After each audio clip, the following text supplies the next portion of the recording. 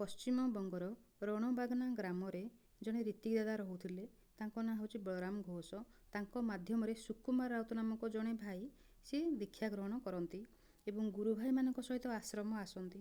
ସମସ୍ତଙ୍କ ସହିତ ଶ୍ରୀ ଠାକୁରଙ୍କୁ ଦର୍ଶନ କରନ୍ତି, ପ୍ରଣାମ କରନ୍ତି। ତାଙ୍କ ପାଖରେ ଅଳ୍ପ ପଇସା ଥିଲା, ସେ ଅର୍ଘ୍ୟ ଦିଅନ୍ତି, କିନ୍ତୁ ତାଙ୍କ ମନରେ ଖୁସି ନଥିଲା। ସେଥିପାଇଁ ସେ କ'ଣ କଲେ, ହାତର ସୁନା ମୁଦିଟି ପ୍ରଣାମୀ ଥାଳିରେ ଦେଇଦେଲେ। ଆଶ୍ରମରେ କିଛି ଦିନ ରହିବା ପରେ ସେ ଘରକୁ ଫେରନ୍ତି, ଗ୍ରାମକୁ ଫେରନ୍ତି। ନିଜ ଘରେ ପୂଜା ପାଇଁ ଠାକୁରଙ୍କର ଫଟୋ ମଧ୍ୟ ଆଣିକି ଆସିଥିଲେ। ତାପରେ ଦୀକ୍ଷା ନେବା ସମୟରେ ତାଙ୍କ ବାପାଙ୍କ ନାଁ ହେଉଛି ପଞ୍ଚୁ ରାଉତ। ଜମା ବି ଇଚ୍ଛା ନଥିଲା, ସେଥିପାଇଁ ସେ ଖୁବ୍ ଜୋରରେ ରାଗିଥିଲେ। ତାପରେ ପଞ୍ଚୁ ରାଉତ ଯେତେବେଳେ ଆଶ୍ରମରୁ ଫେରିଲେ, ନିର୍ମମ ଭାବରେ ସେ ତାଙ୍କୁ ବାଡ଼ା ପିଟା କଲେ। ସେ ଜଣେ ଟିଚର ଥିଲେ, ତଥାପି ତାଙ୍କ ମନରେ ଏତେ ରାଗ, ସେ ନିଜ ପୁଅକୁ ବାଡ଼େଇ ପକାଇଲେ। ଯେତେବେଳେ ଜାଣିଲେ ପ୍ରଣାମୀ ଆକାରରେ ଠାକୁରଙ୍କ ପାଖରେ ସୁନା ମୁଦିଟି ପୁଅ ଦେଇଛି, ସେଥିପାଇଁ ସେ ଆଉ ଟିକେ ଜୋର ରାଗିଗଲେ ଏବଂ ଏଭଳି ଭାବେ ସେ ବାଡ଼ାପିଟା କଲେ ଯେ ଶରୀର ପୁରା ରକ୍ତାକ୍ତ ହୋଇଗଲା, କ୍ଷତ ବିକ୍ଷତ ହୋଇଗଲା। ଲାଠି ପ୍ରହାର ସମୟରେ ଠାକୁରଙ୍କ ବିଗ୍ରହର ଗାଲ ପାଖରୁ ଚିରିଗଲା। ଶ୍ରୀ ଗୁରୁଦେବଙ୍କ ବିଗ୍ରହର ଏହି ଦୃଶ୍ୟ ଦେଖି, ଏହି କ୍ଷତ ଦେଖି ସୁକୁମାରଙ୍କର କଷ୍ଟ ଆହୁରି ବଢ଼ିଗଲା। ଗାଁ ସାରା ଲୋକ ଆସି ରୁଣ୍ଡ ହେଲେ। ପଞ୍ଚୁଙ୍କର ଏହି କର୍ମ ପାଇଁ ସମସ୍ତେ ତାଙ୍କୁ ଗାଳି ଗୁଲଜ କଲେ। ସମୟ ଧୀରେ ଧୀରେ ବଢ଼ି ଚାଲିଲା, ରାଗ ଶାନ୍ତ ହେଲା।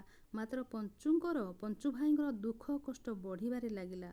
ଲୋକନିନ୍ଦା, ଅପକର୍ମର ଫଳ ତାଙ୍କୁ ଆହୁରି ଆହୁରି କଷ୍ଟ ଦେଲା। ଲୋକ ଲଜ୍ଜାରେ ସେ ଆଉ ଘରୁ ବାହାରକୁ ବାହାରି ପାରିଲେ ନାହିଁ। ଚାକିରି ସ୍ଥାନରେ ମଧ୍ୟ ଶାନ୍ତି ପାଇପାରିଲେ ନାହିଁ। ସେ ନିବୁଜ ଘରେ ରହି ଦିନକୁ ଦିନ ଅସୁସ୍ଥ ହୋଇଗଲେ, ଶଯ୍ୟାଶାୟୀ ହୋଇପଡ଼ିଲେ।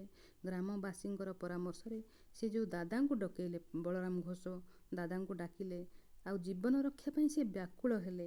ଶେଷରେ ସେ ଠାକୁରଙ୍କ ଦୀକ୍ଷା ଗ୍ରହଣ କଲେ, ତଥାପି ତାଙ୍କୁ ଶାନ୍ତି ମିଳିଲା ନାହିଁ। ଏହି ଅବସ୍ଥାରେ ସେ 2-3 ବର୍ଷ ତାଙ୍କର ବିତିଗଲା। ନିରାଶ ହୋଇ ପରିବାର ସହ କ୍ଷମା ପ୍ରାର୍ଥନା ପାଇଁ ଦେଓଘର ଆଶ୍ରମକୁ ଯାତ୍ରା କଲେ।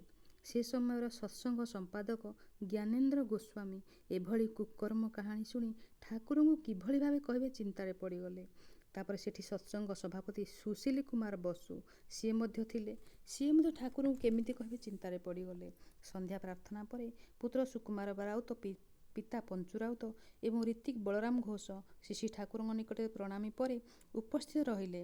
ଆଶା ଏବଂ ଆଶଙ୍କା ମଧ୍ୟରେ କିଛି ସମୟ ପଳେଇଲା। ହଠାତ୍ ଠାକୁର ବ୍ୟଥାରେ ଚିତ୍କାର କଲେ।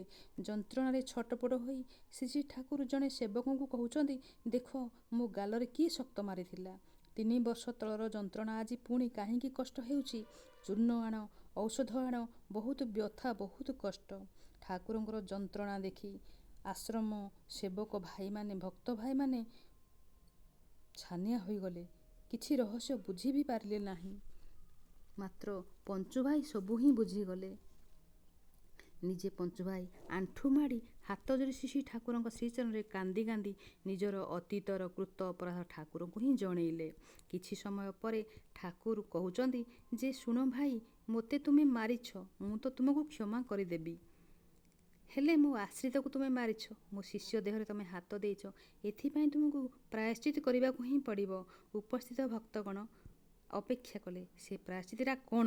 ମହାଭାରତ ଯୁଦ୍ଧରେ ଶ୍ରୀକୃଷ୍ଣଙ୍କ ଶ୍ରୀମୁଖ ନିଃସୃତ ବାଣୀ, ନମେ ଭକ୍ତଃ ପ୍ରଣଶ୍ୟତି, ମୋ ଭକ୍ତର ବିନାଶ ନାହିଁ।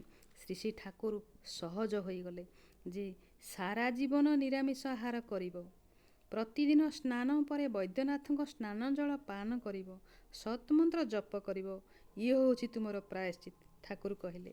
ତେଣୁ ପରମ ଆଶୀର୍ବାଦ ଲାଭ କରି ପଞ୍ଚୁ ଭାଇଙ୍କ ଖୁସି କହିଲେ ନ ସରେ। ପୁତ୍ର ସୁକୁମାରଙ୍କ ଖୁସି ମଧ୍ୟ କହିଲେ ନ ସରେ। ସମସ୍ତେ ଆନନ୍ଦରେ ଘରକୁ ଆସିଲେ। କେଉଁ ଯୁଗରେ ଭକ୍ତ ପ୍ରହ୍ଲାଦ ପିତା ହିରଣ୍ୟକଶ୍ୟପଙ୍କ ଅମୃତ ଯାତ୍ରାର ପଥ ପରିଷ୍କାର କରିଥିଲେ, ସୁକୁମାର ରାଉତ ହେଲେ ଏ ଯୁଗର ପ୍ରହ୍ଲାଦ। ତାଙ୍କ ପିତା ପଞ୍ଚୁ ରାଉତଙ୍କୁ ଶାପେ ମୁକ୍ତ କରିଥିଲେ। ତେଣୁ ଯଦି ଏ ଭିଡ଼ିଓଟି ଭଲ ଲାଗେ ଗୋଟିଏ ଲାଇକ୍ କରିବେ। ସମସ୍ତ ଗୁରୁ ଭାଇ ଏବଂ ମା ମାନଙ୍କୁ ଜୟ ଗୁରୁ, ଭେରି ଭେରି ଜୟ ଗୁରୁ।